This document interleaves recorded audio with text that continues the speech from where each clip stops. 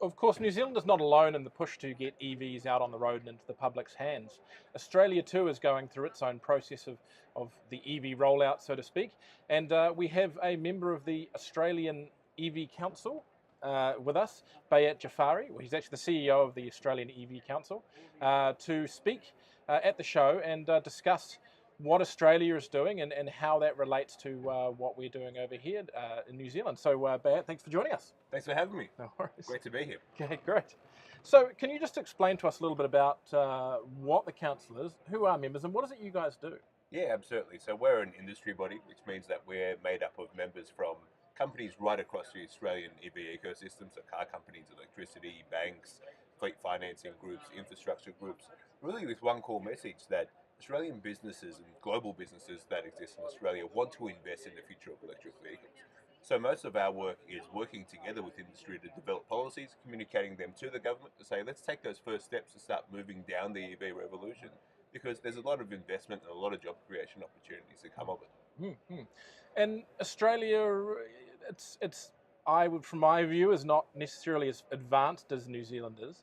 I mean, what is the big challenge there? I mean, what's holding Australia back, and do you think perhaps it's holding the region back by not moving forward with the EVs as quickly as others are? Yeah, look, absolutely. As the larger market in the area, Australia does have that job to do to help, pull this region along and to get us going.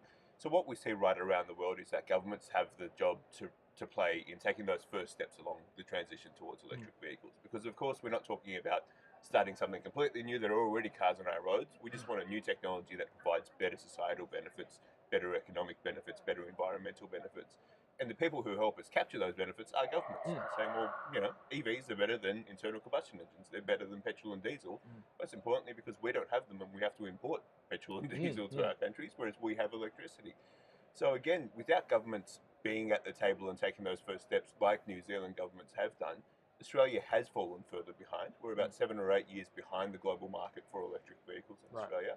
That both means that we don't have high levels of uptake, but importantly as well, we don't have a lot of we don't have a lot of models available. We don't have a lot of investment in infrastructure, and that's something that we seek to change. Mm-hmm.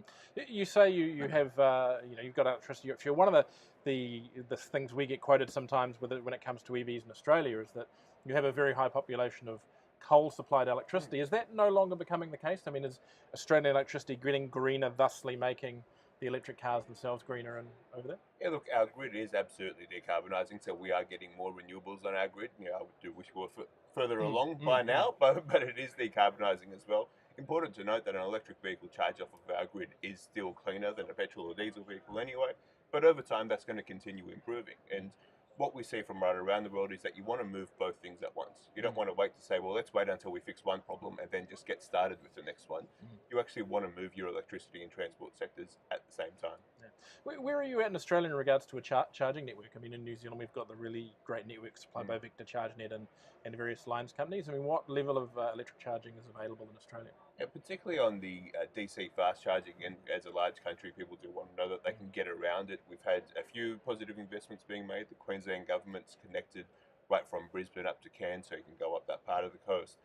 The NRMA, which is one of our motoring associations, has invested $10 million in rolling out charging infrastructure that they're doing right now. And again, which is our core message, very positively, there are a few businesses going through the process of actually finalising arrangements or going through arrangements to make those investments as well. And that's really the critical part of it, is there are private businesses looking to make these investments. And that is, that's exactly what a country wants to get out of the transition to electric vehicles. And there's quite a lot of that underway. It is, I think the biggest question for them is, where's the certainty around when we're going to get higher levels of uptake of the vehicles themselves? So you're over here at EVworld.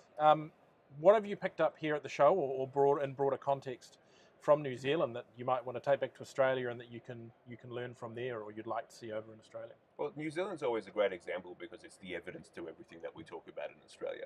Say, if the government takes those first few steps to provide, more than anything else, certainty to the market, to say we're going to set ourselves targets, we're going to put in place some policies to encourage this transition to electric vehicles, you'll get a lot of investment off the back end of it. You'll get more vehicles, you'll get more people buying them, higher consumer awareness. And New Zealand's somewhere where we see that being the case. New Zealand today has more electric vehicles on its roads than Australia does. And your market for new vehicles is around 1/10 the size of our marketplace. So it is the things that we're saying to government, we can point the finger and say, well, we know that it's true because look at our brothers, our cousins just across the shore there, they're proving it. Arguably, one of the advantages we have is the used import of electric vehicles. That's something that Australia doesn't necessarily have the opportunity to, or is that something that's looking possible at this point? Look, I mean, when it comes to used imports, I think it's an interesting topic that gets discussed from time to time. But also remembering Australia we sell about 1.18 million new vehicles every year. So our opportunities just from traditional imports of vehicles are already quite high as well. So I think really for Australia, it's more about let's get the correct sort of policies in place just to drive that in the first place, and then also look for those other opportunities where they may exist, whether it's in imports or whatever else. Have you had a chance to get out and have a look at some of our facilities and fast charging out there on Auckland's roads or further afield? Yeah, absolutely. I mean, I'm a big fan of using some of your car share services or your electric car share services while I'm here, which is again spot on for what we're talking about. Of once you get more electric vehicles, you also get more electric car sharing as well, which is very important for us. You have quite a lot of charging infrastructure around. You really do see an ecosystem that is already quite well developed and continuing to be. I feel like every time I come to New Zealand, there's a bit more and things are a bit better again.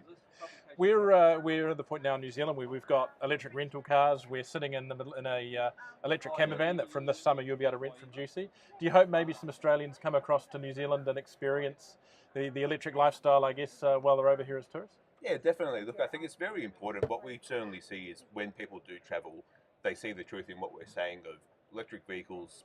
They're not some future technology. They've been around for a long time and Australia's very far behind.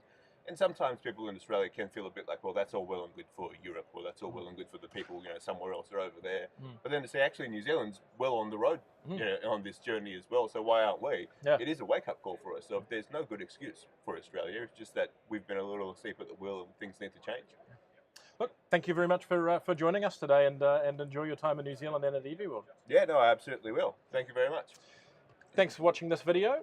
If you want to see more from the show or from EV Talk, then do subscribe below if you're watching this on YouTube. If you're watching on Facebook, please like the EV Talk Facebook page, or go to the EV Talk website and subscribe to our email newsletters. Thanks. Thank you.